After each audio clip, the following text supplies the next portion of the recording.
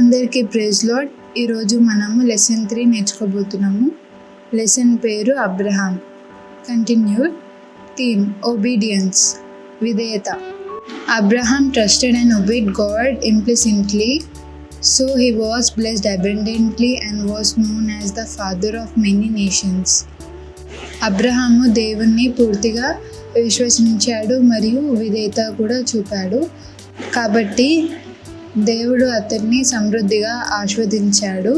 అనేక దేశాలకు విశ్వాసమునకు తండ్రిగా కూడా పిలువబడ్డాడు. His hospitality. ఆదికాండము 18:1-15. అతని ఆతిథ్యం.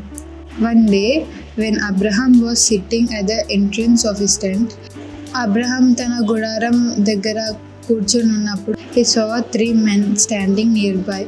సమీపంలో 3 వ్యక్తులు నిలబడి ఉండటం చూశాడు. Though they were strangers, he hurried from his tent to meet them. వారు అపరిచితులు అయినప్పటికీ అబ్రహాము వారిని కలవడానికి త్వరపడి వెళ్ళాడు. and bowed low to the ground. వెళ్ళి వారికి నేల మట్టుకు వంగి నమస్కారం చేశాడు. Then he brought water for washing their feet. He also brought some curd, milk, bread and meat. Abraham వెళ్ళి వారి కోసం తినడానికి పెరుగు, పాలు, రొట్టె మరియు మాంసం కూడా తెచ్చి and served before them. వారికి వడ్డించాడు. While they ate, he stood near them. వాళ్ళు తింటున్నప్పుడు వారి పక్కనే నించుని ఉన్నాడు. Then one of them said, "Next year Sarah, your wife, will have a son."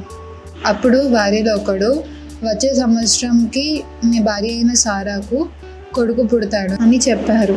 అపరిచితులు ఎవరంటే దేవుడు మరియు అతని 2 దేవదూతలు. Thus Abraham got an opportunity to entertain the angels due to his hospitality. ఇక్కడ అబ్రహాంకి తన అతిథులను మంచిగా చూసుకోవడానికి అవకాశం వచ్చింది. Abraham receive the reward for being hospitable. ఆతిథ్యం ఇచ్చినందుకు అబ్రహాము బహుమానాన్ని పొందాడు. He was going to have a son, though he was very old and there was no chance for getting a son. అతనికి కొడుకు పుట్టబోతున్నాడు. అతను చాలా వృద్ధాప్యంలో ఉన్న కొడుకు పుట్టే అవకాశం లేదు. We should also receive, entertain and respect our guests. మనం కూడా మన అతిథులను స్వీకరించాలి, ఆదరించాలి మరియు గౌరవించాలి. అందరికీ ప్రైజ్ లార్డ్.